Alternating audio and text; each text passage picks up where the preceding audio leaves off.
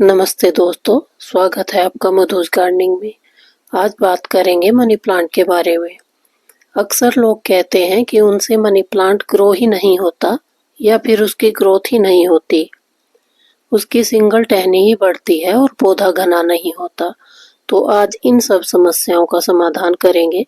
Money plant को कैसे cutting से लगाना है, कैसे कटिंग लेनी है और कैसे रिपोर्ट करेंगे पौधे को, कितना खाद पानी देना है, कैसी मिट्टी में लगाना है और कौन कौन सी बीमारियां मनी प्लांट को खत्म करती हैं, इन सब समस्याओं का उपाय बताएंगे।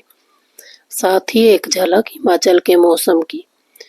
बहुत ही अच्छा मौसम है, बादल है, धुंध है, हरियाली है और बारिश भी खूब हो रही है। और बारिशों का मौसम सबसे अच्छा मौसम होता है कटिंग लगाने का।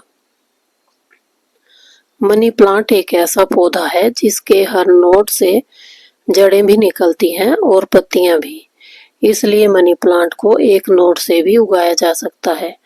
सिंगल पत्ती से मनी प्लांट को कभी ग्रो नहीं किया जा सकता, नोड होना जरूरी है, वहीं से जड़ें निकलती हैं। मनी प्लांट को हमेशा गर्मियों या बरसात में ही उगाना चाहिए। सर्दियों में बहुत ज़्यादा ठंड से पौधे की ग्रोथ रुक जाती है और पौधा अपनी पत्तियां गिरा देता है। कटिंग को वेल ड्रेन सॉइल चाहिए। मिट्टी में थोड़ी सी रेत मिला लें। गमले में 4-5 ड्रेनेज होल जरूर होने चाहिए। गमलों में पानी ज़्यादा देर रुकना नहीं चाहिए। यदि मनी प्लांट को पहली बार लगा रहे हैं तो कुछ बातों का ध्यान रखें। मनी प्लांट की नेचर को समझने में कुछ समय लगता है। यदि 1 साल तक हमने पौधे को बचा लिया तो फिर यह सारी उम्र आपके पास हरा भरा रहेगा। मनी प्लांट एक लकी प्लांट होता है और हम उसे अपने घर की शुभता सुख समृद्धि बढ़ाने के लिए लगाते हैं और इस वजह से हम उसकी ज़रूरत से ज़्यादा देखभाल करने लगते हैं। हम उसमें खूब सारी खाद पानी डालते रहते हैं, जबकि मनी प्लांट को सबसे कम खाद पानी चाहिए। इसे बिल्कुल कम केयर में हम उगा सकते हैं। इस पौधे में साल भर में 2 बार गोबर खाद देनी चाहिए और पानी तभी दें जब ऊपर की मिट्टी सूखी लगे। मनी प्लांट को ज़्यादा धूप में न रखें, इसे छाया वाली जगह में रखें। मनी प्लांट इंडोर भी बहुत अच्छा ग्रो होता है। महीने में 1-2 बार इसे बाहर निकालिए। थोड़ी धूप भी पौधों के लिए जरूरी है। मेरा यह पौधा मैंने इंडोर ही रखा था। 1.5 साल से यह इंडोर ही है। अब यह रूट बाउंड हो गया है और छोटे से गमले में लगा हुआ है। अब इसे थोड़े बड़े गमले में मैं लगाऊंगी।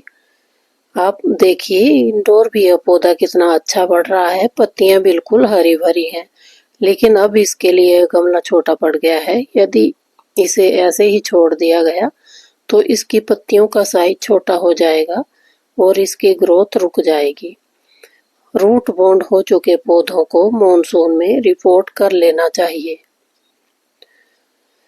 मेरा एक और पौधा रूट बाउंड हो चुका है, इसे भी मैं अब रिपोर्ट करूंगी। इसकी जड़ें गमले से चिपक गई हैं और बाहर तक जड़ें फैल चुकी हैं। गमले को तोड़कर ही पौधे को बाहर निकालना पड़ेगा। यह पौधा पिछले साल से ही रूट बाउंड हो चुका है।